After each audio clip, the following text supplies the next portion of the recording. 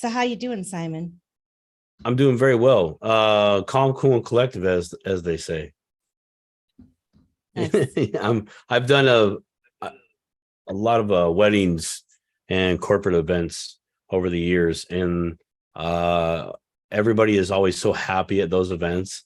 Little did they know it was literally a tornado of craziness behind the scenes. Anybody that's married, they're like, oh, it was epic. It was great. I barely remember anything, right? Kind of a thing. And that's not saying you were drunk or anything. It just happens, so fast, right?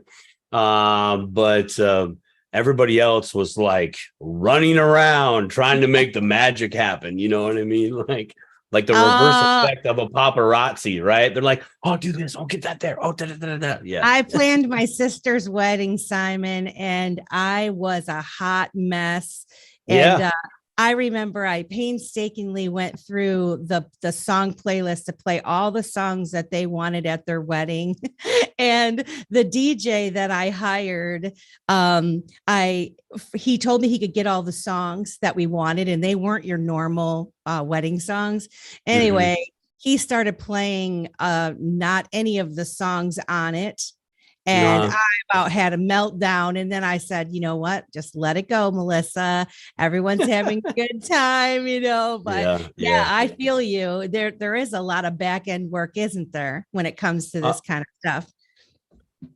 yeah, there is. And, honestly, I would attribute that experience and and for as long as that I did DJing, mobile DJing and all that, that has helped me in the crypto space. When I send my coins from one wallet to another and I don't see them instantly, you Yeah. know, um, I do remember my first time sending Bitcoin from one wallet to another one, and Bitcoin wasn't the first coin that I participated in. It was Litecoin, and then it Oh, was also Digibyte. So me and oh, did you like?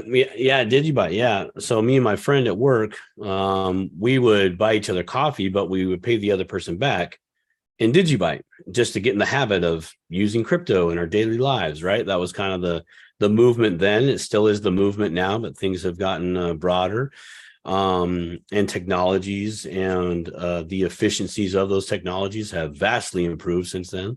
But when I sent my Bitcoin, it was like 2 hours. It was a Saturday evening. I was having my own little meltdown. I was at the computer. I actually remember my wife going, "Are you going to come to bed?" I'm like, "Yes." I'm just waiting for this. I'm waiting for this transaction action to show up, right? And I didn't know at the time that you could watch your transaction on the blockchain. Like there's a Bitcoin Block Explorer or Bitcoin Scan or like ETH Scan, those Yeah. websites that have a whole bunch of very boring information to look at, but it is like literally the crucial information you need to be looking at. And Yeah. which side note, that's very interesting. How come all the crucial stuff in this world appears boring? Right. Because but they don't but want you to but understand. Right, okay, yeah. You're right. You're right. Absolutely right. But all the pointless stuff looks shiny. Yeah, yeah, the squirrel moments where they're like the dangling shiny object over to the left is where everybody wants to go, right? I Right, exactly. So as we're starting out this conversation, I'm sure a lot of the people that are probably that we know that are going to support us and listen to this back, they already know some of these terms, but we're hoping to reach some folks. I have people in my life that still don't really know. And so that's why I kind of said it's a dip a toe moment. We want to try to provide you a little dip a toe moment on what some of these terms mean and how you can maybe start to educate yourself. And one of the first things is I just used Chat GPT and I Whoa. pulled up some different terms. And so as we progress through our conversation, we'll throw some of these terms out there. But the very first term, as we're talking about cryptocurrency, what the hell is it? And according to GPT, and then Simon can elaborate on it a little bit more, all cryptocurrency is a digital or virtual form of currency that uses cryptography for security. And the biggest example of that is Bitcoin. And then, of course, you have your Ethereum, your Litecoin, your XRPs, and that sort of thing. And so that's just the general that is on. But I think that Simon might be able to provide a more colorful example of So what cryptocurrency is. yeah, yes, so there's actually two parts to cryptocurrency. There is the currency, like Bitcoin, right? But then there's also the network, the Bitcoin network, in which transactions go back and forth on, right? And that is where the security and the cryptography and the other the code of that network really comes into play, where some new people out there, you will hear this through your crypto journey, and that is, it is a trustless system, meaning you don't necessarily have to put the same type of trust in this network and system that you do the person on the other side of the as a bank teller, because as we all know, we're human. We're going to make mistakes. We also know that we're human. Some of us are very, very I'll use the word cunning in a non-positive way, right? They like to take advantage of people. They see those opportunities and they give no regard to others in that way. So having this type of network like Bitcoin and being able to use it as a peer-to-peer, and there is a level of full transparency, as in when you go to your bank, and I'm going to be using, by the way, I'm going to be using the banking system a lot because that's literally what we use all day, every day when we go get stuff. We're using some type of banking/financial system. Okay. So going back to the trust in the bank, you don't get to see all the little moving parts, in the background, what teller touched that funds, what till they were on. Right. Nor does anybody care. Nobody's ever cared to ask the question, right? I mean, right? We trust. We trusted. Yeah, we trust, right? We just, it's worked out over time, right? It's worked out over time. It's like, okay, well, if you have that same trust there, I would challenge you to put that same trust here. The only difference is you do have to do the work, right? And that's where a lot of people can fall off for a time, and that's okay. You haven't had to be in charge of your cash. You've been able to look at a balance, but you've given that security of control over to an institution, right? That says, hey, we promise if anything bad happens to your funds under these circumstances, we'll give you your money back, right? What's fair is fair, like FDIC insured type of insurances, if you will, right? So how does that play into this? Where is your insurance? Your insurance is you doing your due diligence. You have the power. Yeah, you have the power. You have the power. But like they say in Spider-Man, with great power comes great responsibility. Yes. And that's very true. And some people are ready for that. And I think you really have to be at some level ready to go, no, I'm tired of the games over here. What I am electing to do and use a institution to try to level up my life, it's really not working out for me, but it seems like it's really working out for them. So why don't I do what they're doing with my funds or investments, etc., and just do it myself? Yeah. Something you sparked a thought in my head when you were talking earlier about them making it boring.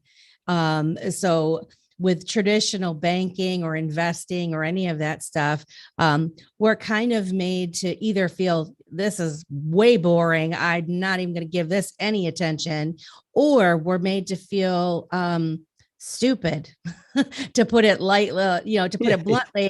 And so because they make it so complicated, you get bow tie guy on telling you all this complicated stuff. And it I feel like it's by design that you couldn't possibly understand all of this stuff. Right.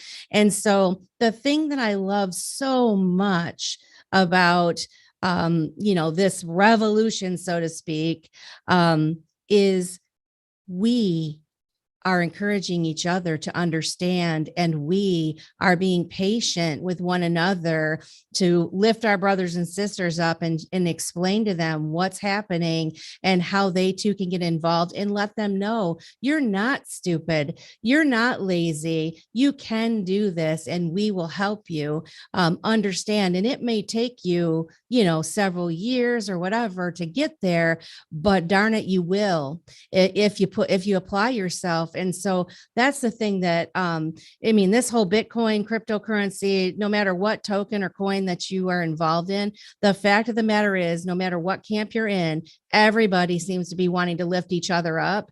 And the ones that are trying to poo-poo it or cause division amongst the pools of camps of people, they're the ones that don't want you to understand. They want you to get frustrated, and they want you to just feel like, I can't do this, I don't want to deal with this crap, so to put it bluntly, good thing. I think off the radio if I would have really no. I think there's a level of design, okay, and the language that's there, okay. Let's go the classic analogy, rich first poor, and then I'm going to bring this back around to crypto. But before that, let me say this: understanding crypto or cryptocurrency, what it is and what are the multitude of benefits that it has to offer you. You're going to have to put in the same work as if you read the actual banking contract that you signed to be a member at that financial institution. Mm-hmm. Okay. Now, I'm going to say wealthy versus unwealthy, or you could say rich versus poor. Okay. And there is a level there of committed to understand and execute versus not committed to understand and execute. And on the one side, most of us are paycheck to paycheck, if we are blessed to be that in these times, okay? And we think we're doing good because of our level of understanding of what good is. To most, roof, shirt, food, transportation, that's good. Yep. So in your mind, you have cut yourself off from your level of understanding. You've maintained that because it's good. You feel comfortable. Comfortable can give you, has given me, I'll just speak from my point of view there, or my personal experience. I have found myself in my comfort zone and I'm thinking I'm safe. I'm not. The reality is I'm paycheck to paycheck, and I can lose my air quotes safe zone within 90 days. Mm-hmm. So I have to up my game, my level of understanding how things work in a financial sense, how I'm able to utilize that knowledge to my benefit, to increase my safe zone. Now, here's the one thing that I've heard over and over again through very wealthy people, through passed down generational wealth individuals, from self-made millionaires. It's time. They value their time. Yeah. If you can't talk the language, they're not going to talk to you because it's a matter of it's time. I give you this example. Your man at home, right? He's a professor of the knowledge at the university, right? Would he waste his time teaching that knowledge base to a 12-year-old, average 12-year-old here in America? I'm just going to leave it like that. No, he would not. You're not at that level, right? So when you talk about it's boring and it's dumb and it is, I would say it's probably a little bit by design, because if you broke that down into simple terms, people catch on real quick. Yeah. Going back to what you talked about, you mentioned a little bit earlier about us lifting each other up, us encouraging each other. That's the roll down factor.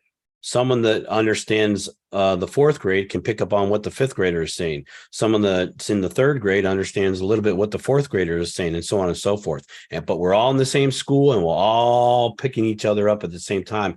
And but you know what else? Fast. You know what else, Simon? And what's so wonderful about that, the fourth grader and the youngsters or whatever, what I have found is when you empower folks and you recognize and you let them know that they can do it, right? And you start treating them as if they can do it and as if they can comprehend it. People respond to that. They're excited now. If you listen to what the questions that they're asking or whatever, encouraging one another is how we're going to beat this thing. Like helping each other grow is how we're going to change the world, really, I guess. Yes. It's my world be free. My world be free name. I did want to say we have 4 people watching this on YouTube too at the time right now. So YouTube. All right. Yeah. YouTubers, we appreciate you checking in. This is the first time that we're streaming live on YouTube and Twitter Spaces. Christy, my co-host from Beyond the Brinks, she may show up. Alan Staple from the Staple Crew said he might be able to stop by, but he didn't confirm that, but we might be blessed with his presence. And if not, we'll definitely get him on with us another time. But if any of you have any questions or you want to have, provide something, please raise your hand and we'll bring you up. So what else we got, Simon? So let's dive back. I know we kind of did a big rabbit trail. We do go off the rails, as I said that on Spaces. I alerted the initial individuals in that we do kind of go off the rails. But I think it's very important to have that type of mindset. Yeah. Because this is a new system. This is a new technology. When I say new, I mean new to the public. If you go back in the cryptocurrency history from its infancy, arguably some of the used technologies that have come together were created back in the 70s. So in a roundabout way, you can make a case for cryptocurrencies, or cryptography. Part of cryptocurrencies has been around for quite some time. But let's talk about there's the network and there's the coin. So the thing that when you hear whatever news channel, if you listen to news or whatever way you get your information, and you're seeing the price of Bitcoin going up to $30,000, that is the coin itself. Okay, the digital asset, as some might refer it to. But what's the difference between a digital asset and a currency?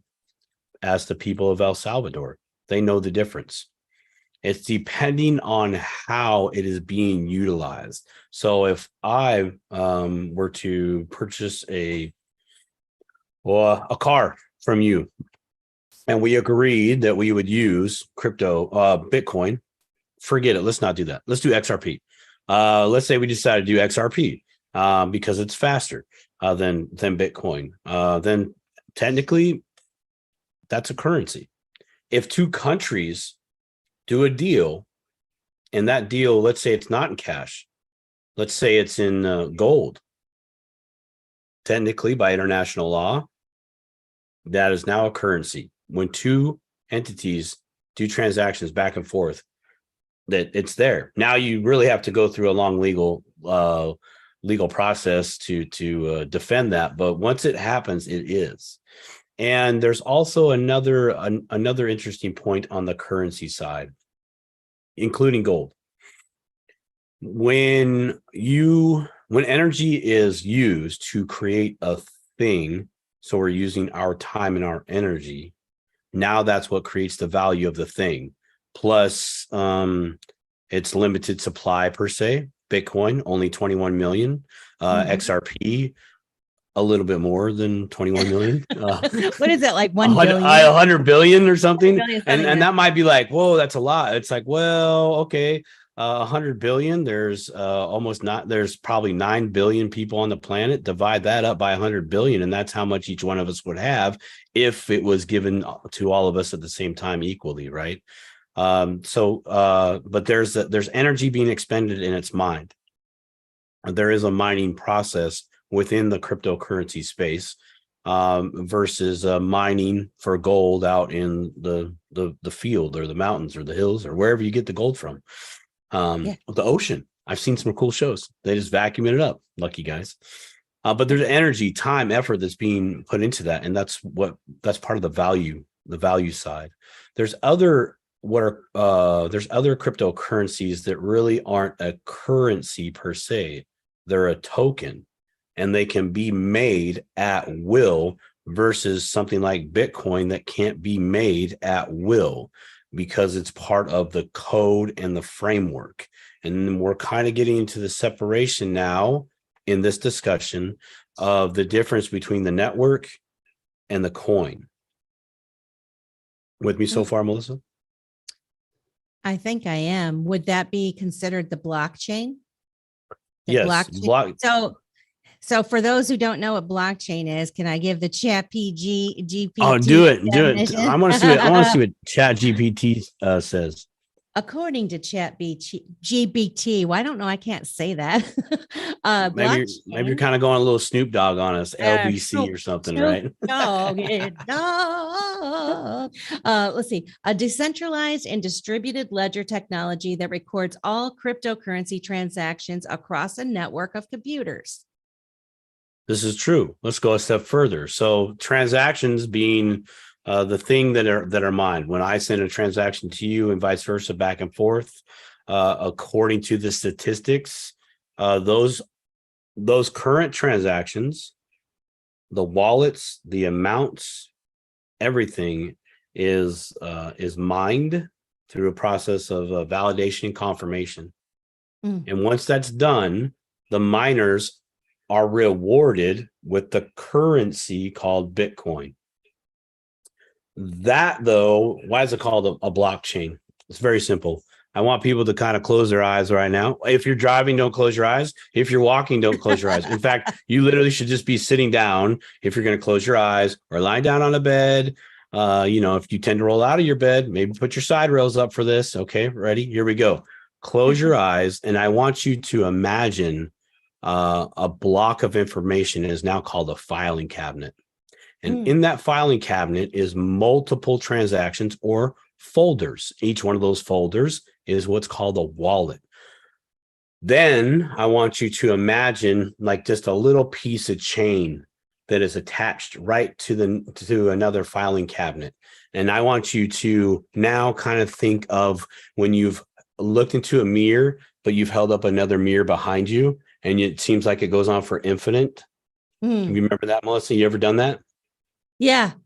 Okay. So it's like that effect. It's a whole bunch of filing cabinets in the digital world that are blockchain of information of all the transactions. So once those transactions every 10 minutes on average is completed, as far as the mining process, it gets added to the chain.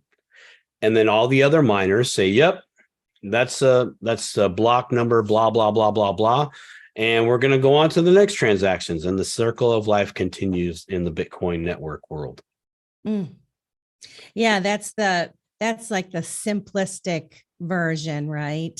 Yeah, filing cabinet. Think of a filing cabinet, man. It really brings everything together if you think of those filing cabinets.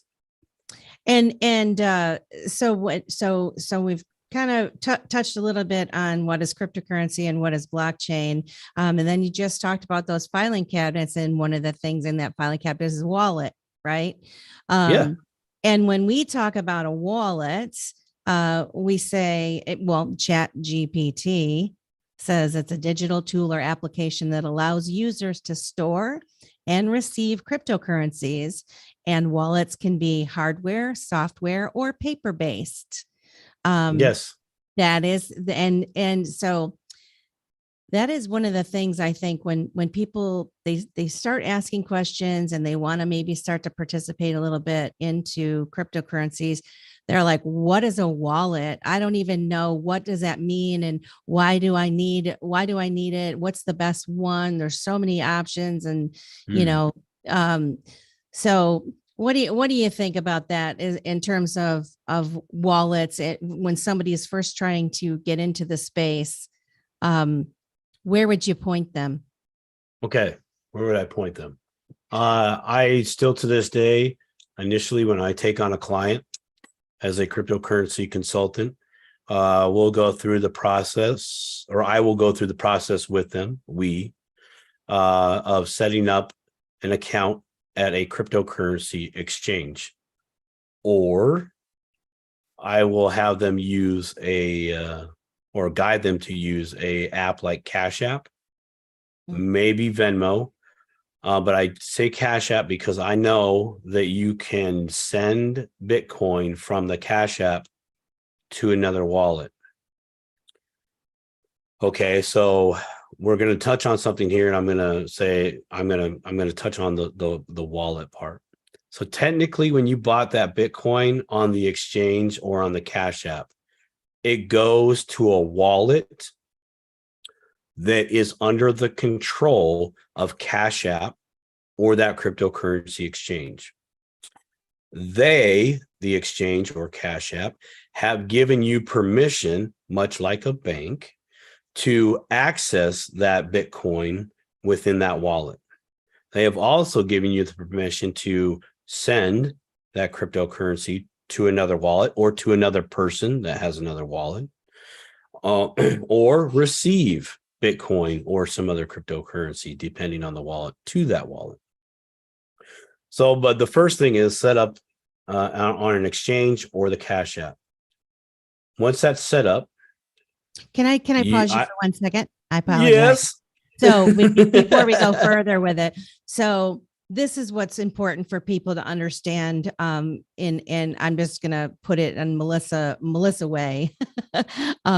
When you're buying it from a crypto exchange, like Simon just explained, they're setting you up a little side account, right? With that's holding your coin, your Bitcoin. Let's say it's Bitcoin. A wallet. It's a wallet. There's a wallet there. Technically, there has to be a wallet there. Technically, there has to be a wallet there. Technically, but now depending on where you buy it from, some of them, it's attached to your account, but it's still in this big pool, right? Like, I just remember when I did it, when I bought something from, or I moved something from, nope, stop talking, Melissa. That's not what I'm not. Why? I was so intrigued. I know. I just because that's actually something more more technical that's down the line.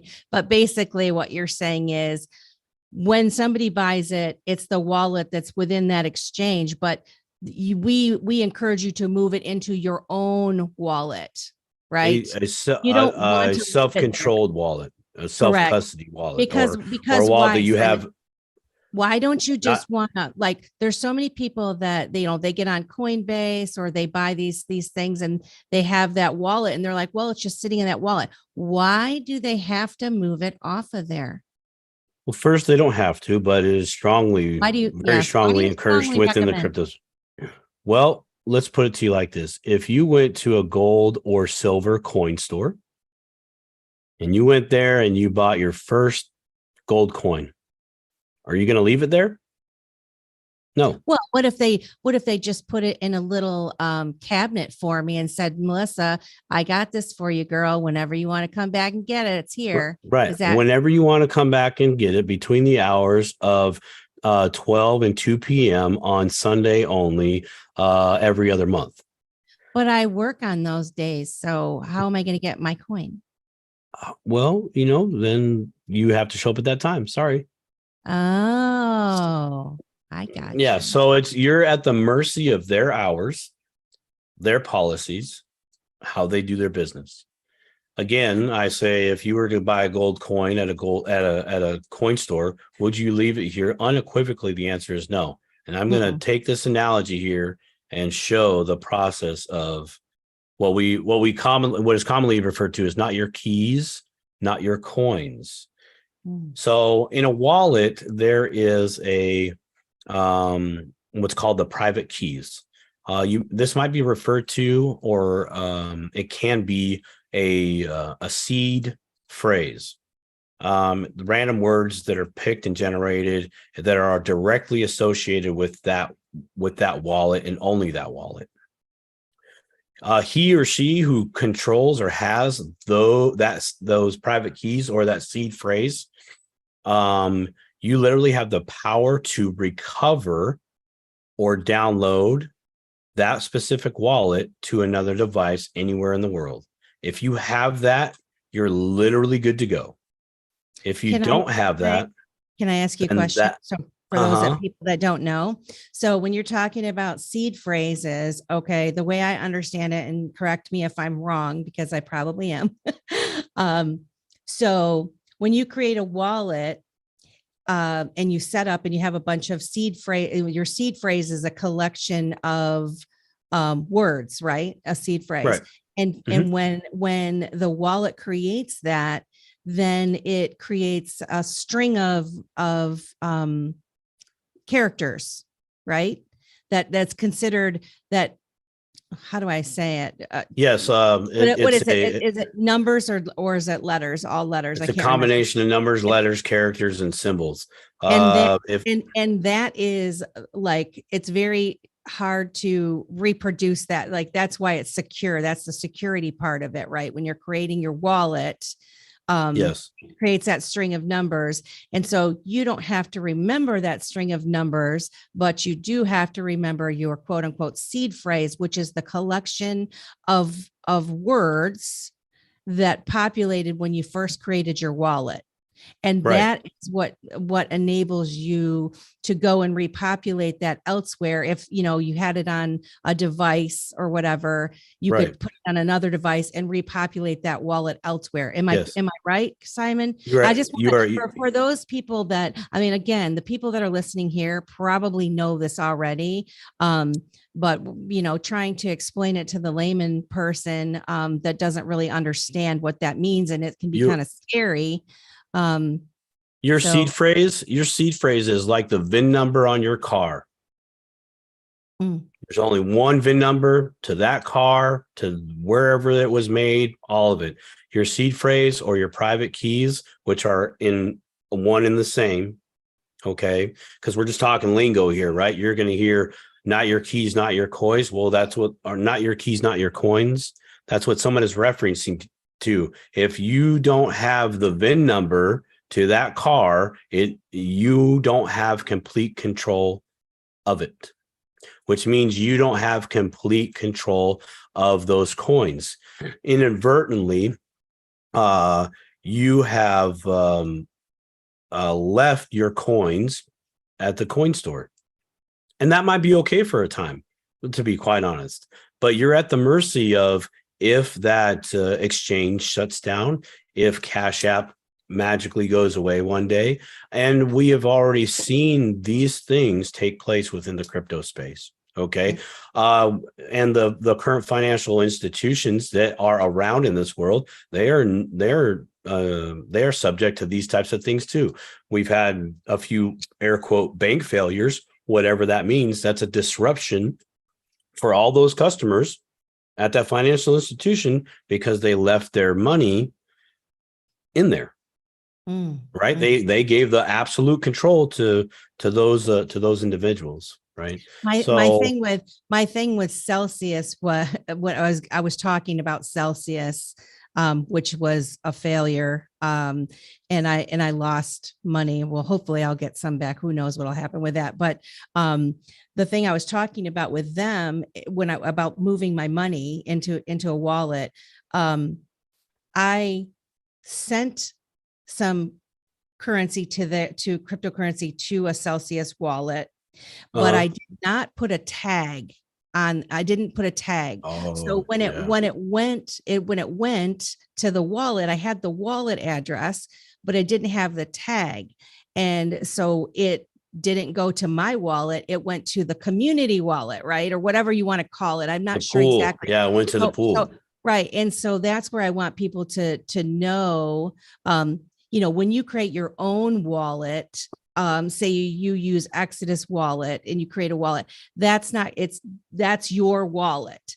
But when you have a wallet, that's assigned to you from Celsius, say like I had to have, when I sent it to that wallet, I had to be sure to have those extra things in there. Celsius they're an exchange though, to a degree. They're more of an exchange than just a platform for a wallet, Right. Exactly. Yes. right? Yes. So that's the difference there.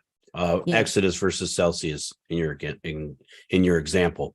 Yeah. Not that. See, and this is why we're having this conversation. So you can correct Yes, me. it's good. It's good. It's good. But let's get the not your keys, not your coins, right? The benefit there is that you again have the ultimate power if things something tragic happens to your cell phone, because you can have a cryptocurrency wallet or application on your cell phone.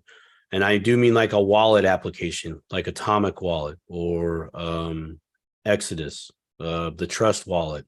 Now Coinbase has a wallet, but it's not the Coinbase exchange. It is the Coinbase wallet, which you can sync everything to those wallets. But nah, I don't do stuff like that. I'm not really into syncing. I prefer to have the less hands in my cookie jar, the better, which makes me accountable. It makes me responsible, more attentive to what I am doing in that transaction. But yes, having a wallet is imperative. Now, what's the best wallet? Hmm. The one that works for you in that moment. Okay. And I know that's such like a cop-out kind of answer, but it is the true answer of today. It depends on what device you're putting it on. Let's start there. There might be a better application, say Atomic versus Exodus. Where is it better versus the other? One might have the application or the wallet you download to your phone. Let's say you have an iPhone. Maybe Exodus wallet works very well on the iPhone, but it's not so awesome functionality wise, sending coins, updating, etc. on the Android system, and vice versa. Maybe Atomic Wallet is way better on the an Android system or a PC versus the Mac. Maybe the Trust Wallet is okay at both, but still it is still has functionality issues versus the other two, depending on what device you're storing on. But those are downloadable wallets or a downloadable app. You can do a paper wallet. That was mentioned by Mr. Chat, right? Mr. Chat was talking about a paper wallet. Mm-hmm. Yep. Yep. Now that's an interesting concept. I like it. And what it actually does is it mitigates your online activity. Okay. So why is that important? Well, your cell phone's always on. I don't know about you, but I typically don't turn my cell phone off, Yeah. even when you're supposed to. So all your updates work properly. I fail at that. So it's always on, which means there's access to the internet. There's still access to your phone.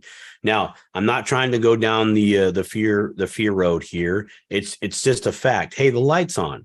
Yeah. Does that mean your house is going to get robbed because you left your front porch light on? No, it does not.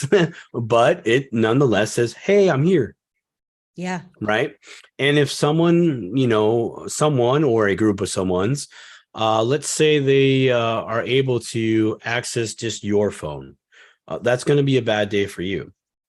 Typically, though, it seems like the professional hackers of the world go for these companies. And let's not be what's the word I want? Oh, darn it, it escapes me. You got to be smart about recognizing that Exodus still is a company at some level. Atomic Wallet is still a company at some level. The Trust Wallet, still a company at some level, right? So being a company at some level means you have to abide by certain rules. Okay. So they might have to shut down one day, or yes, they can get attacked and hacked, and wallets can be compromised depending on where your wallet was stored on their drives in their facility, wherever it's located. I know that's a lot to think about, but that's that's kind of the weak point of having a what's known as a hot wallet, a wallet that is connected to the internet pretty much all the time, versus the paper wallet or a cold storage wallet. The only difference is it's you're not accessing that wallet all the time, or it has a direct connection to the network all the time. In short terms. So the less time your lights are on, the greater success that you have of saying I don't exist. Hey, Kind Simon, of with this scenario. Yeah. I'm getting a chance to look, and we're getting comments and things, and so I wanted Oh, to kind okay. of Yeah. Cool. Yeah, let's go. I mean, I'm kind of going so off the rails here a little bit. If I am, I no, apologize. no, not at all. I just Chris says hello from London. How are you? Well, Thanks good day, mate. joining us, Yeah. Chris. And we've got several comments that they've a couple Let's minutes go through them. ago. Let's go Yeah. through them, even though we might have So answered some. Let's go through them. So Kathleen says, she says, I keep my keys on a portable hard drive kept in a Faraday bag. Don't use Bluetooth, and no trading on phone. Phone instructed to never give access to my phone unless they know for sure it's me. So that's her. And then she also says, always do a small test amount when sending crypto to an address first. That is wonderful. That Yes. is true gospel. True crypto gospel Bit, right there. Absolutely. Yeah, that's awesome. 100%. And then she also says, do not trade on public Wi-Fi. And when you travel, use a Faraday bag. It blocks the signals. And I know that when Christine, my friend Christine, and I, Yes. when we were at Bitcoin 2023, we had like Faraday purses with our phones in it, because you're going, and there's a lot of people that are there. You don't want them getting into your, although I don't carry that on my phone anyway, so it's not that big of a deal. But I think Kathleen brings a wonderful tip in doing that. And ladies, you can get a purse that kind of acts as a Faraday bag, so check that out. And then one other thing, she also says, do not click on links from companies that may look legit. You always want to read the address to it. Just go directly to their website, because people get hacked like that. And that is another good point that she brings up. And so you'll get emails, and I think a lot of us nowadays know not to click on links, but there's so many people that do click those links.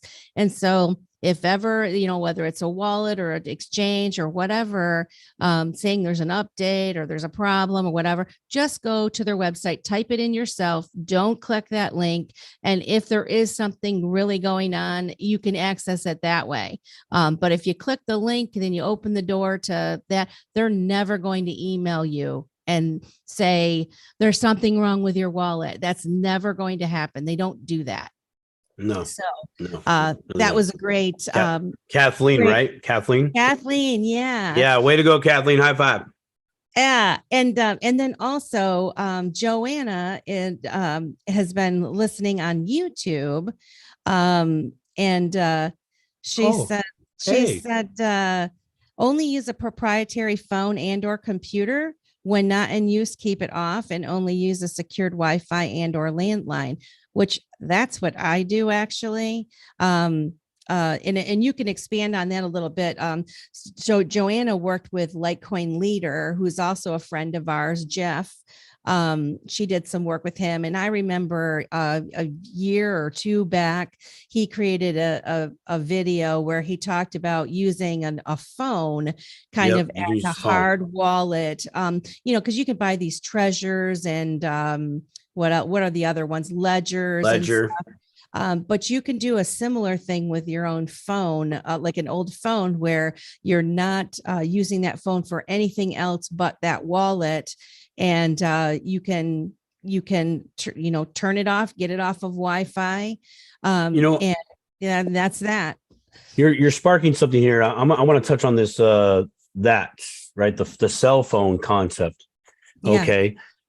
So nowadays you could literally go out and get a cell phone, like a brand new one. That's going to cost you a little bit, right? But you could get a brand new phone. But most of these phones that I'm noticing that are coming out, they have a terabyte Mm-hmm. of space on there, right? Okay, Yeah. so Wild, I isn't it? know at some point, I think the whole Bitcoin network, it's probably more now, but when I remember looking, it was a year or two ago, it was over 900 gigs. Mm. Okay, so Simon, why is that important? Well, that because you can download what's called a native wallet or a core wallet. They're meaning the same thing. You're literally doing what some of these apps have done, and you're downloading the native wallet from Bitcoin. Was it bitcoin.org or the Litecoin Foundation? If you wanted to do Litecoin, you're downloading the whole wallet plus the whole blockchain onto your phone, onto that phone. And you could theoretically have nothing else on there, just that, and you can turn it off. And now you have the whole Bitcoin blockchain there. And that's important in a different kind of way, as far as the movement and keeping the control of Bitcoin, the network, very spread out, decentralized versus very centralized. Mm. And under the, but anyways, I was just thinking about that because you couldn't do that back in the day with Bitcoin. You could with a lot of other wallets, but Bitcoin was like this huge wallet to download if you wanted Yeah. the whole thing, right? And I was like, well, I can't do that, but you could take a drive. However, that drive is only as secure as the people who put the security on the drive. So whatever Yeah. code is there, is probably good until somebody can crack it, right? Yeah. So you're always evolving with this space, and we must evolve with this space. I want to Look at say, Banks. hey, you Go ahead. guys, I'm excited. Simon, we got some extra, like we have more Go people ahead. Go ahead. I'm sorry. I just want in to touch on the here. phone thing because we're there. Go ahead. I want to give a shout out.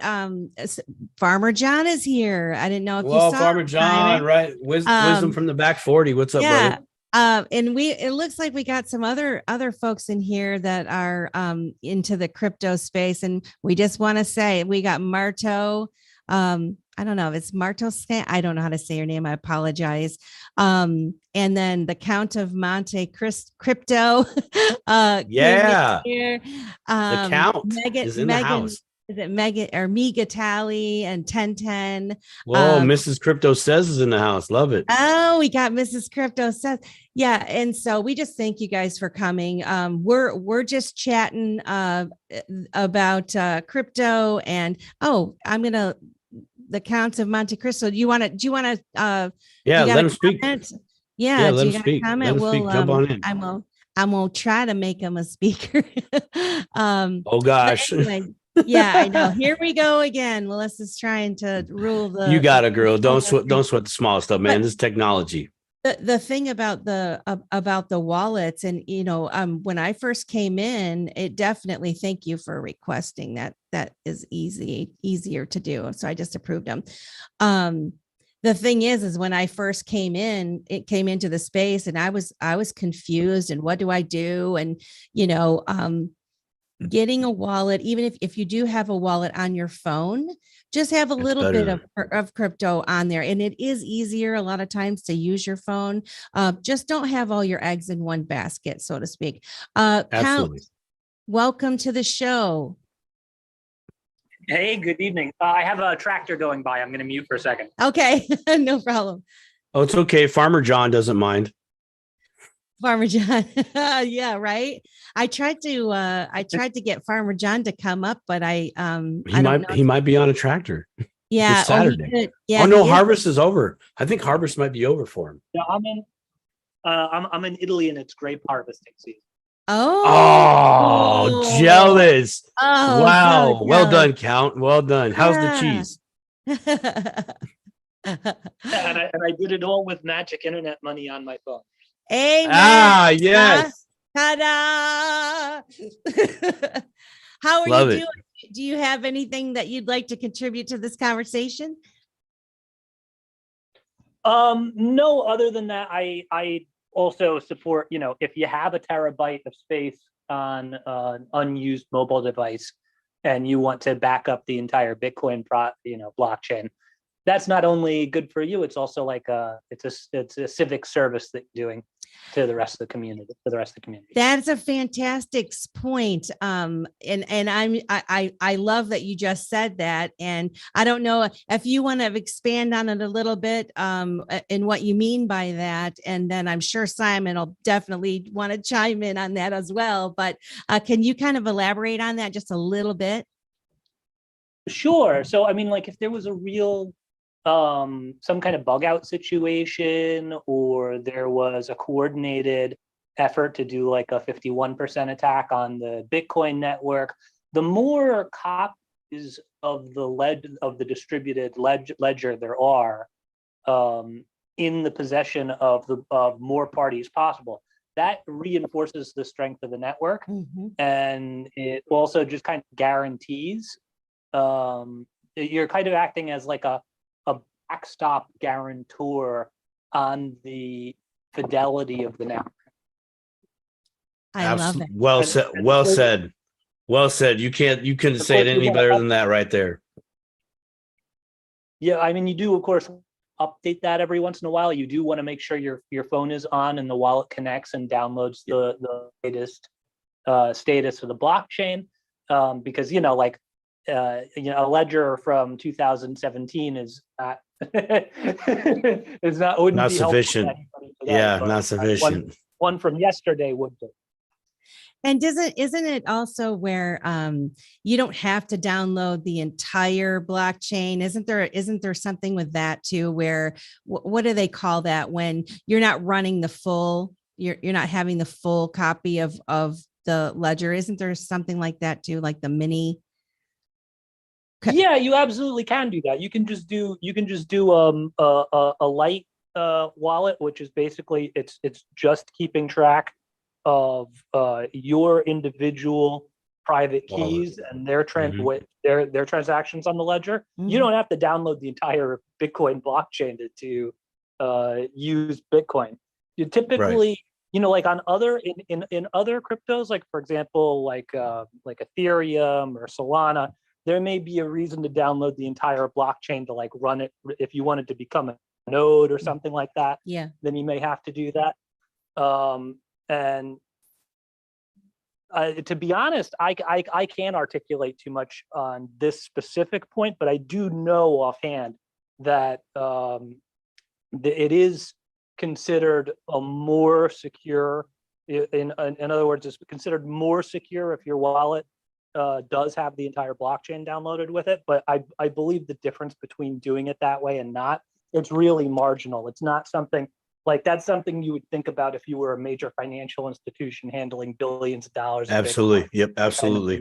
You knew for a fact that you were going to be the target of attacks. Mm. But as a person who's just operating anonymously on the network or pseudo-anonymously on the network, it's just not like a real concern for even if you had a couple $1 million Bitcoin, you wouldn't rise to that level of security risk. Nice. I appreciate your input. Thank you very much. Yeah, no, that's good truth. That's good truth. But yes, I was that where I stopped in the conversation, the Count he took it away from right there because that's where I was going to go. But I was like, remember, we're talking about Lingo and wallets, but Count, that was awesome. Thank you. Nice And to meet you. It's a pleasure. thanks for you. stopping by. That was great. And it looks like it's 8:00 your time, PM at the night. So you probably got a good view, don't you? I'm jealous. Yeah. Thank you guys. Thanks for letting me come up. And it's evening time here. It's chilled out. I'm outside smoking a cigar after watching a movie, and then that's kind of my evening. Beautiful. Man, you're living that magic internet money dream, bro. Man, that's great. Again, thanks everybody who's here. And if you wouldn't mind to tweet out the space, we appreciate you.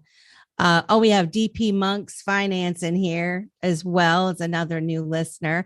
Farmer John, I see you're a speaker now. If he can figure out how to unmute himself. If I turn the mute off, does that work? There he is. What's up, Farmer John? I figured out how to do a Twitter thing.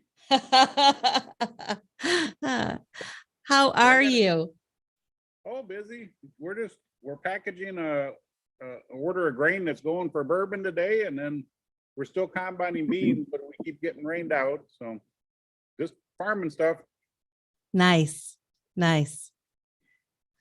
So Simon, we got I saw DP. I don't know if you raised your hand.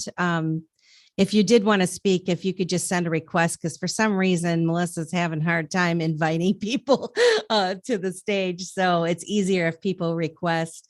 So what else were you saying, Simon? We're talking about wallets. There's the paper, the downloadable app, or a hot wallet. There's the cold wallet. A wallet stored on a device, which the Count really, that was a home run right there. He really brought it home. So well done, man.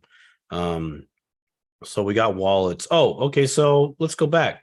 I was talking about with my clients, buy the Bitcoin or another cryptocurrency and get it off the exchange. Get it into a wallet that's in your control.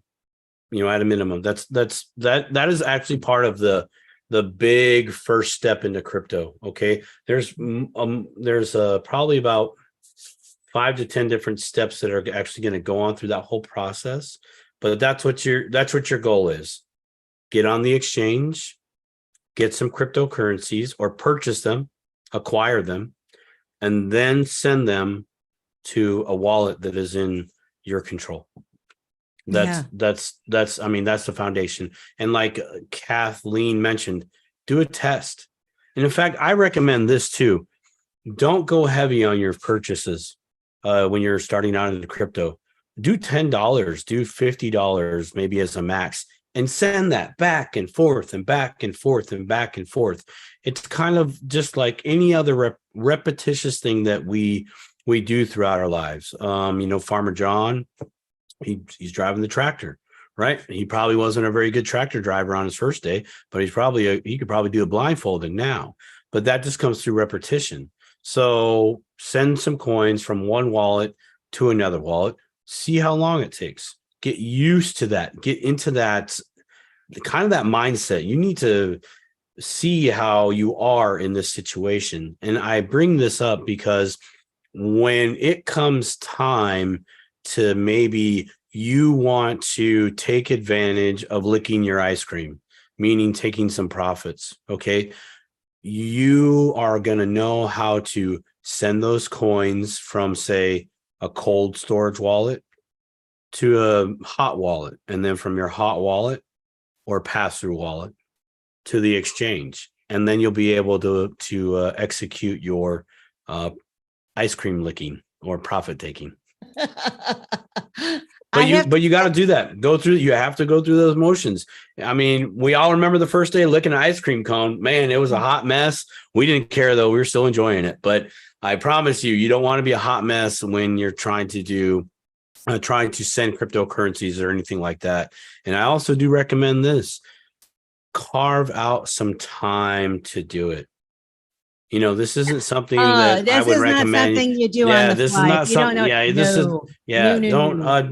You might be able to do a blindfolded one day, but you really need to. It's strongly recommended that you carve out some time to do this in a quiet space while the kids are sleeping, anywhere that you can get where you can carve out probably 30 minutes, maybe even an hour. Yeah, So just maybe even an nice hour. and easy, Because if go shit hits into the it. fan, you gotta go somewhere in like 10, 15 minutes. Don't even start playing around with it unless you know what you're doing already. Yeah. And Because otherwise you're gonna be I've a made nervous mistakes. wreck. I've made mistakes because I was in a rush. I've definitely made some Yes. mistakes because I was in a rush, and that cost me. And it's still, those funds are still over there in some other wallet because I didn't pay attention. What Kathleen said about sending yourself a little bit first, $1 or whatever, just a little tiny bit to make sure Yeah. that it goes to the wallet, and then you verify before you send a bigger chunk over or whatever. And then with what Simon is saying is, don't go hog wild. Buy a little bit. You don't need to be moving thousands of dollars at a time. Until you got it down. Until you got it down. My friend Rosemary, who's on here, love Rosemary. Hi, Rosemary. I shared it in our, I guess some spaces call it the Jumbotron, but she says she made this a while back and it needs updating, but there's some basics about managing crypto and keeping record security, etc. And maybe it would help someone. And I clicked on it and opened it up, and wow, what an awesome thing that she just shared. She's got little note, record keeping setup, and, tech setup options and security, and the different kind of wallets. And so, in different projects. And so check that out, guys, if you want to. Where's that? So if you look at where if you can see where we are above the top, I just posted it. And it says, my personal assistant on it. So yes, yeah, lovely assistant is helping. Yeah, very lovely. Yeah, one of a kind, that's for sure. But yeah, sorry, I didn't mean to throw you off the rails. No, what a wonderful contribution. Thank you, Rosemary. I mean, yes, more Rosemary. Thank you very much. Yeah, anybody just we're all learning together, and we're all at various stages of our learning, right? I'm sure a couple of the folks that are in here, they are, they're experts at certain things, and we're really just trying to explain things on a lower level at this point, and just having a friendly conversation. And Melissa might say some things that aren't correct, and Simon can kind of reel me back in and correct me. So I'll do my best. Sometimes Simon gets it wrong too, because I could have got some information from 3 months ago, and now that's not the correct information. And that's how fast sometimes this industry can change. Lightning speed, like the Lightning Network. Exactly. Should we what other, we have Mardo, can you request to speak? He raised it. I think he raised his hand. I wasn't sure if it was still raised or not. But if he wants to speak, I can bring him up. And I really wish I had, side note, I really wish I had some other monitor that I could watch all the Twitter Spaces hands go up and stuff like that. Like, come on, Elon, you need to get on the PC version, brother. Can I tell you what I'm doing right now? You know what I'm doing right now, Simon? So just for those that that joined in late, so this is the first time Simon and I are trying to do this all at once. We're recording a show, streaming live on YouTube, and doing the Zoom, recording our show, and we're streaming on X Spaces, and we're kind of working through how to figure all this stuff out. So Simon, what I have your lovely face on my Zoom right below my camera, so I can see you. And then I moved I moved my Twitter Spaces directly under you. And so, and I have it in a smaller area, and now I can see the folks. So yeah, I just made it so that the box was a little bit smaller so that I could, but my computer, I got you. It's working out pretty well. The only problem is with the Spaces, for some reason, I invite people to speak, but they don't seem to get it. I was able to, bring the count up because he requested to speak. You Right. must, I don't know whether, hey, Farmer John, now that you're a speaker, did you do that because you actually saw my invite to speak? I don't know. He might be on the tractor or something too. If he might not answer me. He's got to get that grain to make that bourbon, man. People, it's football season. It's football season. Oh, there he is. Yeah. So how did you become a speaker? Did you accept my invite to speak? I don't know. I just start pushing buttons all over the screen. And you said to look for a mute button, and I see the little microphone that was red. So I pushed on that, and then it turned black, and then you heard me. Nice. Well, okay. So I don't know. Real perfect. I did push the request to speak thing too when you asked me to. So. Oh, okay. That was probably it. That was probably it then. Okay. All right. I just didn't know if I did it or because I could never make you a co-host. So you didn't do it. So I had to have done it. I have to be responsible for it. Yeah, I didn't see where you sent me anything. I pushed on the thing to be a request to be a speaker or something like that. Oh, okay. All right. Yeah. So if those of you who aren't familiar with Spaces, I'm sure that you are, but if you aren't, the microphone in the lower left corner, if you click on that to request to speak, and then it should give me a notification, and then I can bring you up on the stage. So what else, Simon? I just finally brought up the YouTube, and I was just trying to read through the comments.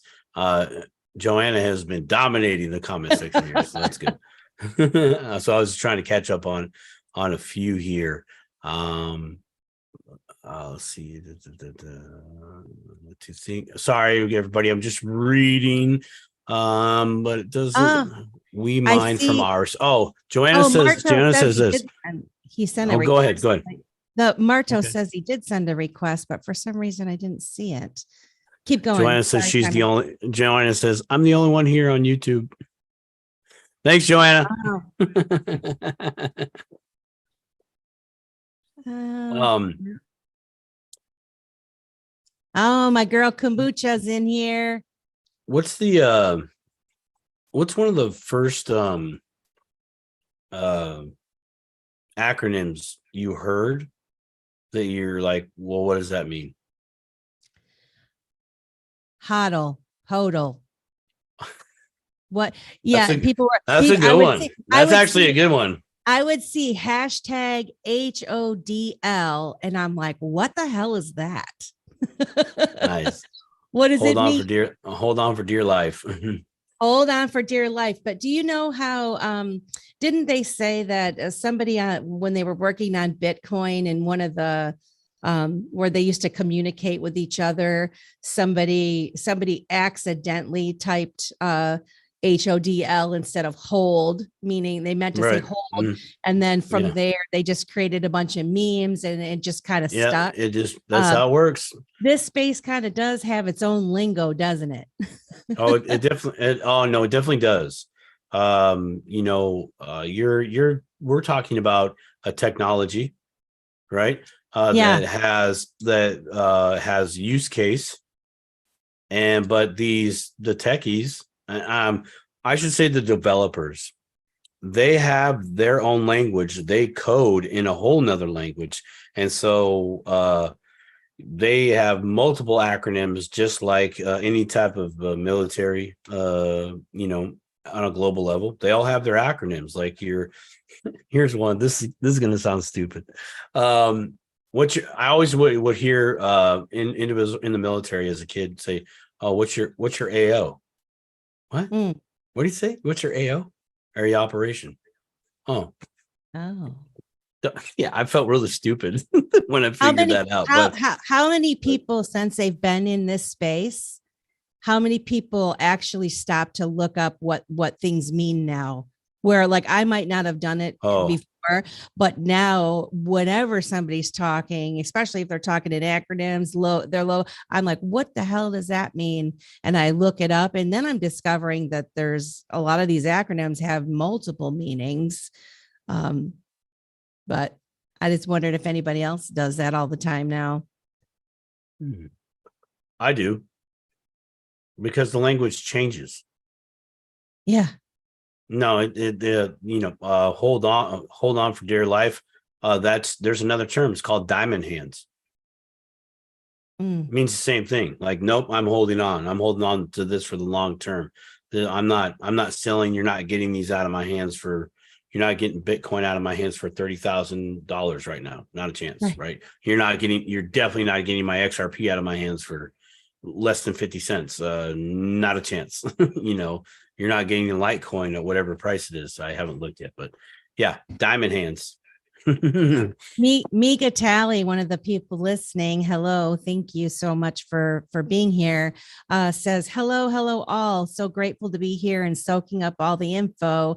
It's a plethora of useful tips and tricks for me. I'm still a baby Kryptonian in the training. We all are, Mika. Yeah. I mean, I might have my toddler diapers on now, so I think I'm a little bit further ahead than I was several years ago. All Cryptopians are welcome, man. We're a new people. But by the way, that's one of my terms is Cryptopians. We're Cryptopians. Yeah. I gotta coin that phrase real quick. Someone's gonna beat me to the punch, but we're Cryptopians. That's what we do. I tried I think the one fellow that wanted to speak, he keeps popping in. He must be having issues because he requested to speak and then he keeps popping out. So unfortunately, I don't know what happened with him, but so what else we got? Simon? Let's see here. Wallets. We've talked a little bit about that. Different kinds of wallets briefly. We kind of defined that there's the difference between cryptocurrency, the currency, and the network that currency is on. Count of Monte Cristo, well done on the expanding on the service part of downloading the whole network to that. I'm sorry, excuse me 1 second. I'm getting hands up. The Count is raising his hand, I believe.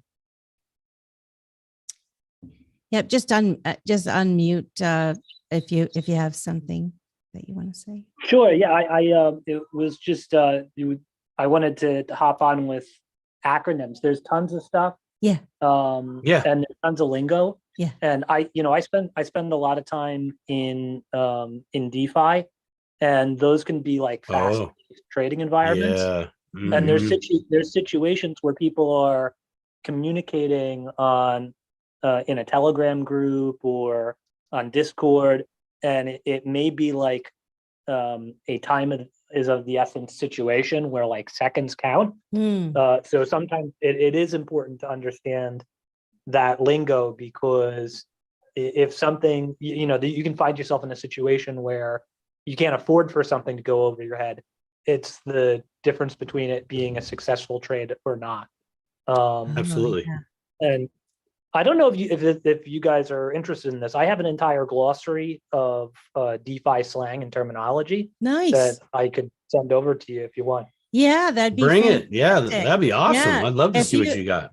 If you can post it, I don't know if you can post the glossary and we can share it in the Jumbotron, or if it's a different kind of file that you can't do it, you can, maybe DM it to us or whatever. But yeah, what Rosemary did was she posted it in the comments section, and then when I found it, I posted it above, and it worked, as I'm still learning how to do this. But yeah, that would be fantastic. And this is the thing about this space. Again, we're all using our time to learn and help others, and we're giving it freely, right? Our time is valuable, and so why reinvent the wheel type thing. Right. And so when what Rosemary did and what Count did, in creating these things, it's all to help us learn a little bit quicker than maybe we learned, right? Right. And I just love it so much. This is why I love all you people in this space. I just do. I think they're fantastic. So yeah, thank you. That'd be great. Yeah, Count, that's awesome. I was just thinking, most you were talking about what's great about this space, on space, in space. Yeah. Is this connection here, right? Just what the Count did.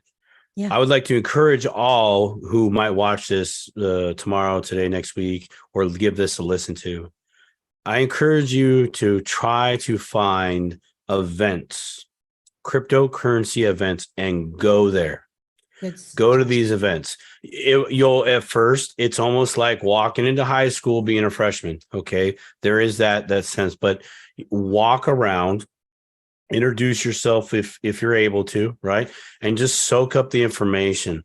There's going to be a lot of things that go over your head, but you're going to meet somebody there that typically is on the same level that you are as far as education and understanding in the crypto space. I strongly encourage you to go to these things, because you meet people like today, the Count, who's in Italy right now. Would have never met him if we didn't have spaces and he didn't show up and we didn't do this, and that's what that's about, that connectivity part. And when you start kind of getting connected with other individuals, your education grows exponentially.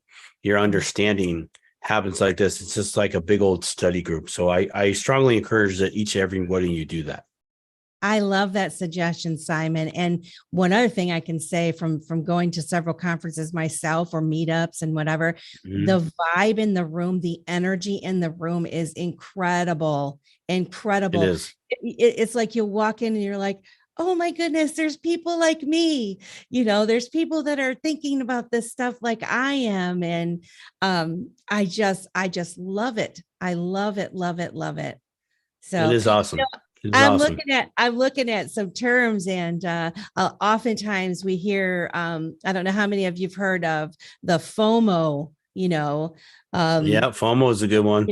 And they use FOMO to manipulate us, don't they? They use it in the stock market and other things. But FOMO, for those of you who don't know, is the fear of missing out. And it's the fear that you might miss out on the potential opportunity. And as a result, it forces people to make impulsive type decisions. And so that is what you want to, when you get into this. And I'm just going to, for any of those of you that aren't involved in cryptocurrency already, when I first came into the space, we were about where we're at now, where, there's the hype and things are getting ready to pump. And, right now you can, get in. Well, actually, I came in a little bit beyond that, where prices were already starting to climb. But like Theta. Yeah, like Theta. I love you, Theta, but I got Let's talk about the FOMO. Let's relate that story to the people in FOMO. Right, so here's my experience and why I'm still aggravated to this day, but I've learned my lesson. And so if I can teach anybody, really, you have to do your own research. DYOR, do your own research, and research a project. Does it have real world utility? What are the fundamentals behind it? All of that sort of thing. The connections with whoever created said coin or project. What are their connections? What's their social media like? Do they have a presence? Yada, yada, all these things, right? Well, when you first get into the space, you start meeting people, especially people online. You'll get in with these content creators where they're like, Theta's going to be the next YouTube, and get in now. And, this is what they were saying. And people that I quote unquote met online, they were just pushing. And I'm like, shit, I got to get in. And I happen to have a little bit of cash that I came into. And, long story short, by the time that I figured out how to get a wallet and all these things, how to even buy cryptocurrency, because that takes you quite a little bit of time to get your bank account connected to it and all these things. In the week or two that it took me to figure out how to do those things, the project that I wanted to buy into, which was Theta, went from, I mean, it was even high then. It was like $5 or $6, $7, $8. It went up. It was like $12.50. Okay. When I bought in, I didn't know, I had no idea. And, so I bought Theta and whatever. And then of course it stayed for a while. And then all the hoopla went down and nobody talked about it anymore. Nobody's talking about Theta anymore. And now my Theta is like, it's less than $1 or something right now. All I'm trying to say is you have to do your own research. You have to move slow. Don't let anyone provoke you or FOMO you into purchasing something. Stick with the fundamentals, stick with the basic, the ones that have real world utility, or the foundational block keystone, or like Bitcoin. And this is my opinion, and some might disagree, but I don't think Bitcoin's going to go anywhere, and it's going to be a store of value, and it's the oldest in the room, right? And I feel comfortable. If I didn't know what to buy, I'd feel comfortable buying something like Bitcoin. Or if the not financial advice, I'm just talking about me personally. And then, when I look into how the new financial system's transforming itself, I think XRP and Ripple and the ISO 2022 coins, which that's another thing that's kind of over people's heads that aren't into the crypto space at the moment. But those projects that I did a lot of research on, I feel comfortable kind of getting into. And so I've gotten myself now where I'm not going to make any knee-jerk movements, but it really does take some time sometimes to get there, unless you get yourself surrounded by a good network of folks like Simon, like Count, like Kathleen, like Rosemary, like Farmer John, like the folks that are in this space that can say, slow your roll, girlfriend. Don't spend your $500, your only $500 that you have to spend on crypto, and get into the space and get a bad taste in your mouth because you got into something that, maybe wasn't as far along as the influencers led you to believe. So, right.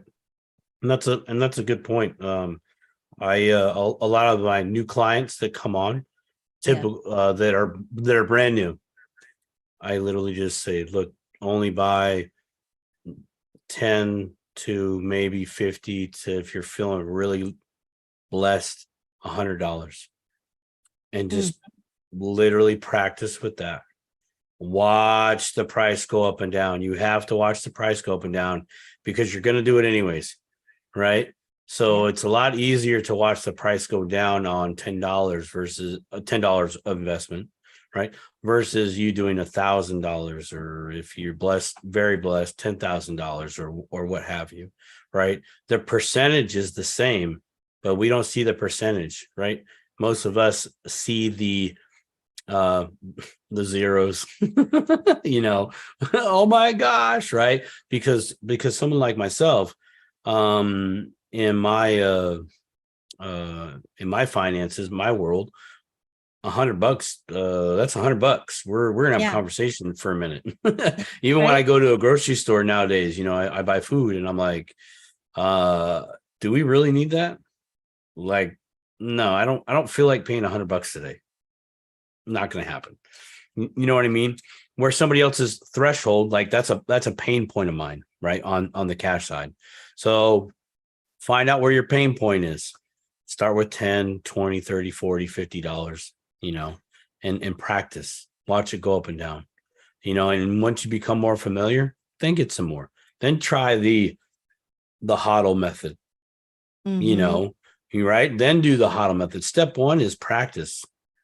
Acquire, send, receive, send back, and back and forth. So from one wallet to another, continue to do that. Look at the network fees, something that a lot of people that we talk about, but we don't talk about as often. There's the network fees. Bitcoin, it can cost you like 2,000 Satoshis, denominations, Satoshis, SATs, denominations of a Bitcoin, like pennies to $1, if you will.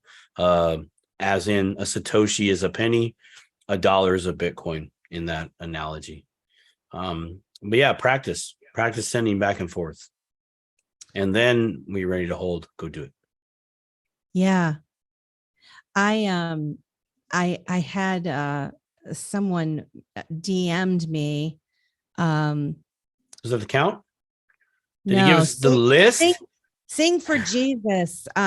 She wasn't able to speak, or wasn't letting her request to speak, but she says, if you see this, can you ask Simon a little about how we acquired our Bitcoin via mining, and is there any difference in wallets for it, etc.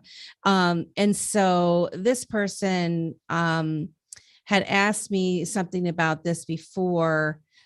They acquired Bitcoin via mining many years ago, back when people were mining Bitcoin on their PCs. And apparently, I know I was one of them trying. I was trying so hard, because to me that was, well, that's free. I just had to turn on my computer, let it run. I do that anyways. This is great. I love this. Yeah. I couldn't do it though. I didn't have enough space on the PC I had. So apparently they have, the Bitcoin is still there. And so at some point they're going to need to move it off into a wallet, move it off of where it's at. Is there any, technically it should be in a wallet. Because when the miner on the, like, what kind of wallet? Probably the native wallet. Okay. The Bitcoin core wallet. That's probably to be full transparency. The count talked about a light wallet, right? One that just manages your keys and the transactions that are taking place within what you do, right? Light meaning there's not a lot of information, versus the core, you're probably going to get the whole coup de grace. I know there's another term for having the whole blockchain on your downloaded to a device, but there is still the component of the wallet within that. So they should have the Bitcoin native wallet there, and they should be able to send them to another wallet within the Bitcoin network. So and that's what we're actually technically doing. When I send Bitcoin to somebody, or XRP or Ethereum or Theta, I'm using the network, and I'm sending basically from one wallet to another wallet within that sphere, within that space, right?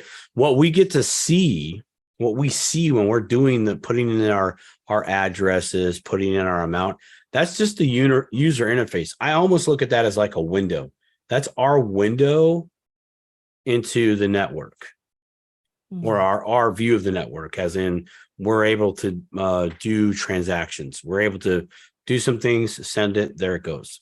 That's our part. I have a question. So is there compatibility? So I feel like, and it's been a while, aren't there different, isn't it like the first couple characters of the Bitcoin address, of a Bitcoin address, that are universal? Or like, what do I want to say? Some networks do that. Yeah, like Wasn't it's it like blah blah BTC. It'll say like blah blah BTC or something. Yes. Yeah. Yeah. Wasn't there in the beginning where it was different, a little bit different, and so you couldn't send it to a different style? I don't know. Okay. You know what I'm talking about? Yes. I wish I could communicate correctly. So there has been in the past where they've had Bitcoin has had what's called a hard fork. Basically, where it's like, hey, we're taking the network this way in a technical code perspective. Okay, so it's either we have to go this way with the code, or we have to go that way with the code. Okay, and the network and everything. So they say, well, we're going to do a hard fork. We're going to take this chain and dismiss it. Which, by the way, when I say chain, everything associated with that chain, the wallets, the everything with that chain, they say, nope, we're gonna let somebody else, some other development team or dev team run with that, and they can make that their own project. Okay. But Bitcoin is going to go this way. Litecoin, I think Litecoin is a fork of Bitcoin. That's why this gets into the technical side, but this is why Bitcoin is the godfather. You hear the godfather because every at some level, every coin that is out there that's mined, proof of work, came from Bitcoin. The code, the system, the framework, at some level, it came from Bitcoin. So it's a fork, a split, if you will. So yes, when a fork happens, whatever information was over here, these wallets, these addresses, everything, it is not recognized anymore on the Bitcoin chain now. Now, there is a time where things can get transferred over, changed, etc. Things like that. I do know that have taken place. I don't know how it is taken, how it's done. I know that it only has been done at some level.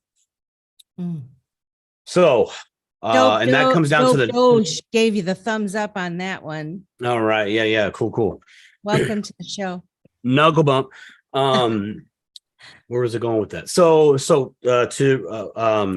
love for single for Jesus, right? That's what we're talking to. Sing for Jesus. Oh, sing for Jesus. All right, sorry. Single for Jesus too. Come on, man. I'll sing for Jesus. Sing for Jesus. All right. Like so, well, you could be both. I'm single for Jesus. Okay. Sing for Jesus. So yes, so here's what I'm thinking. This is just what's coming to me. Okay, so you have this wallet that has some Bitcoin in this wallet because you mined. My first question is have you tried to sync it to the network?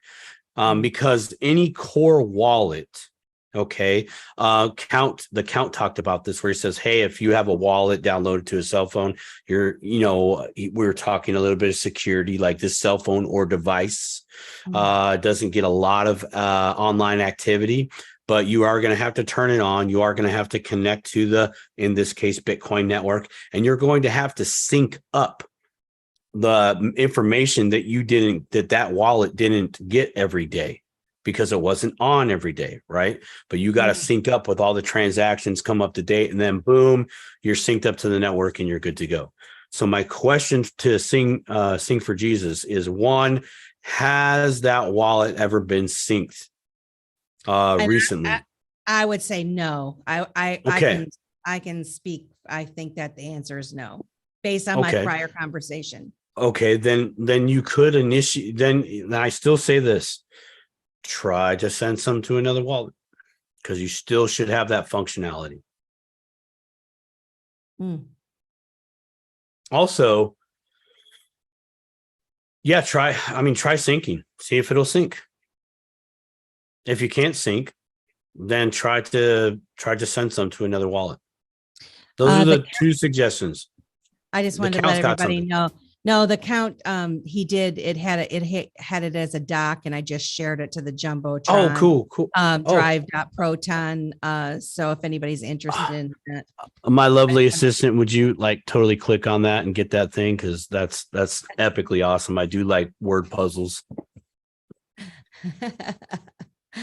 Thank you, Count, for that.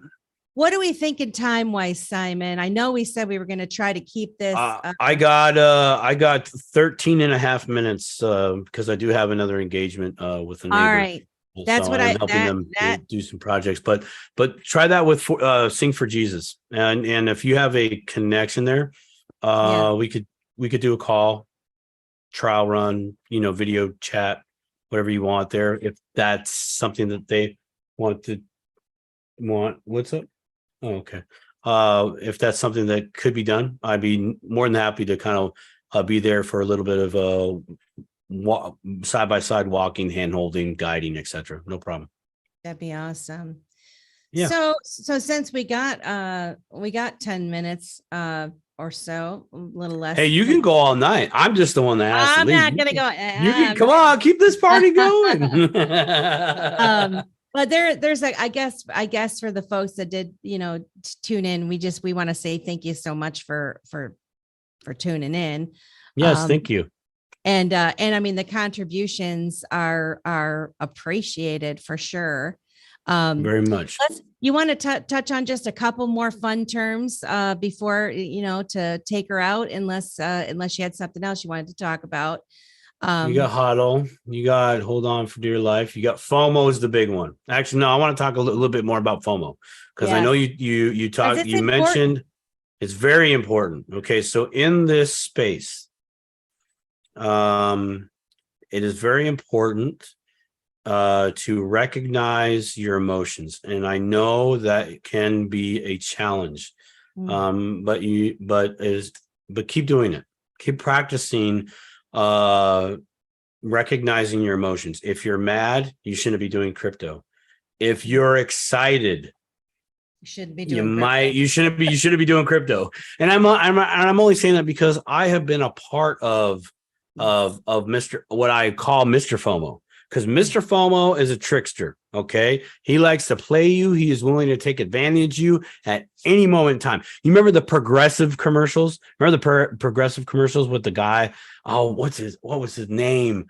He was Tragedy Happens or something like that. He was like the dude in the suit, right? And he had like the messed up, he had the hair or whatever, but he'd always. Wasn't he Allstate? No, he wasn't the Allstate guy. No, it was Progressive. I know it was Progressive, man. I know it was Progressive. It was football season. Like he'd always come on and he'd have his commercials. When something happens, it could have been Allstate, but maybe I swear it was right. Progressive. Yeah, it is. But that's Mr. FOMO. Yeah. That dude is Mr. FOMO. He is ready to strike at any moment in time.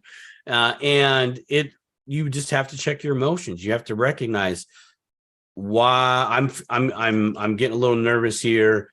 I think the market go up. Should I sell? Shouldn't I sell? If you're in that undecided space, that's FOMO. Well, it could also be though FUD. Yes. Well, FUD creates FOMO, fear of missing out out on the opportunity. Their fear is the operative word. Fear. Yeah. Fear, uncertainty, and doubt. Yeah, exactly. Fear. Anything fear-based or based in fear, missing out. I'm going to miss this opportunity. I don't know how to take profit. Should I take profit? Right there. You're in fear. Should I sell now? Should I sell now right now? Because everyone's telling me I should sell now. Yeah. The unknown. Well, wait, what if it goes up more? No, it is decisive decisions. And if you're unable to make a decisive decision to move forward, as in stay or sell, then you need to default to stay, because in my opinion, you need to default to stay, because I lost my train of thought. Dang it. I'll just piggyback until it comes back. Because I like what you're saying. Pick it back until you come back, snap it back. Come on. Come on now. No, I agree with you. And what I would say too is anybody coming into the space and they want to dip a toe in, don't look at it as if you're going to come in and be a trader, right? You're not going to be back and forth. You're not going to beat the system, especially when you're ignorant to the system at the moment, right? And I don't mean ignorant as in, in a negative way, just meaning you don't know all of the things that, going on. So you come into the space, you put your bag of money in, and you listen to all these influencers that tell you, you better sell now, buy this coin, do this, do that. No, come in slow. If you're not feeling comfortable about selling something, don't sell it. You don't lose money. You only lose money. That's it. Thank you. And Thank you. That's it. That was it. That's what I was trying to think of. The only time you lose is when you sell below the price that you got in at. That's the only time you lose. So don't sell. Yeah. And, and unfortunately, what I've noticed in this cycle is I've been in a cycle now, like just kind of paying attention to things. I've noticed that, like with theta, I think eventually it will come back up to what I bought it for. Then I'll make the decision. Am I going to keep this? Is this a worthy project? Or there's other projects that I'm interested in that I maybe bought a few coins or tokens that I'm like, I'm just forgetting about them. I keep kind of stay up on what's going on with it, but it's not, I'm not creating this, fear, uncertainty, and doubt and craziness with myself, because I don't know it well enough to be trading the stuff around. And most people that are telling you to do that, they don't either. And in fact, when you think about the algorithms and the big money and the people and the things that you see, how they manipulate, you can't beat them.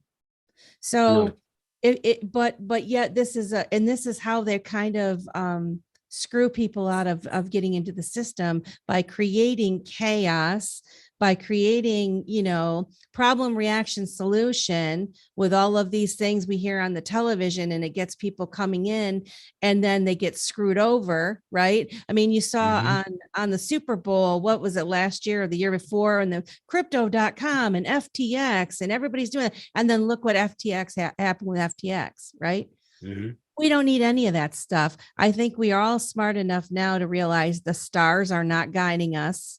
And I don't mean God's stars. I mean the Hollywood stars. Okay.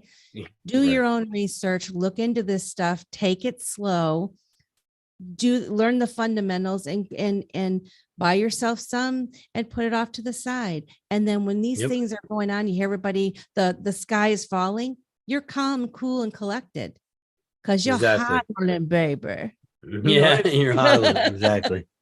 Exactly. No, that's good stuff, Melissa. Yeah, that was. I'm glad you picked up the reins right there, because, boy, I lost that thought for a minute. I'm like, wait a minute, you're supposed to, if you're not ready to.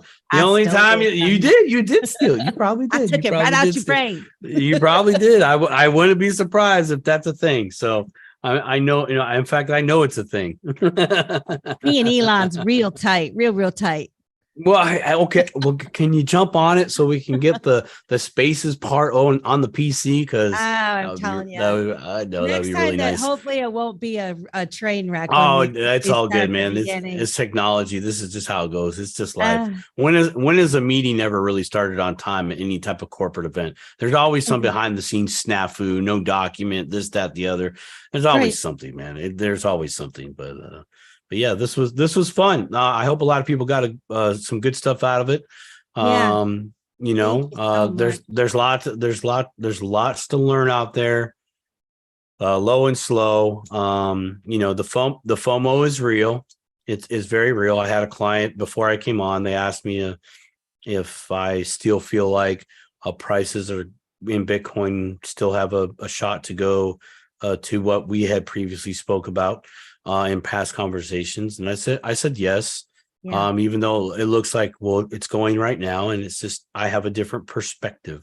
I have a bird's eye perspective. Like, yeah, we're not really seeing the light switch moments here. We're still trying, it's like a dimmer. Yeah. A dimmer light switch, it's just like, look, the light's on, but like, I'm telling you, like, I don't have all the concrete evidence that would say, yes, we're going, because I don't see that right now. But cool. Well, hey, everybody on Spaces. It's been wonderful. Yeah, thank you for stopping by, checking us out. Give us a follow. Give me a follow so I can follow back. I'm becoming very, very more active on X. I feel so weird saying that. I'm not going to go into why I feel weird saying. Actually, I will. I'm not going to go in today, though. I'll tell everybody else one day why I feel weird about saying why. Reach out to me on X. Reach out to me on the X. Yeah, I like to say the artist formerly known as Twitter. Oh, and also, I guess we got one more minute. You can follow us. You can follow Vita Broadcast on YouTube and Rumble. And then and you can see this show as we're trying to, dual duty on all of these things. And we appreciate the support and hope that you join us again next time. Yes, please do. Yeah, you can follow me over at Simon Says _crypto. You can actually check me out right there, but my website's under construction. We're adding some awesome things over there, but you can check me out at Simon Says _crypto at YouTube, or at Simon Says Crypto on YouTube. I'm sure the link will be in the video, like there, wherever, somewhere in there. Somewhere. We'll figure it out. Cool. All right, Melissa, thank you so much. Have a You great got a day, radio shoot everyone. tomorrow, right? You got a radio Yeah. show Oh, to do yeah. tomorrow? Actually, tomorrow night at 8 p.m. You're going to be Christy back here and I, doing it. we're going to be holding the Beyond the Brink, and we're going to actually we're going to talk about homeschool. There's a homeschool Cool. mom coming on. So it should be an awesome Cool. show. So hopefully people Cool, can join cool. us. Anyway, we love you guys. Have a great rest of your day. And thank you so much for joining us.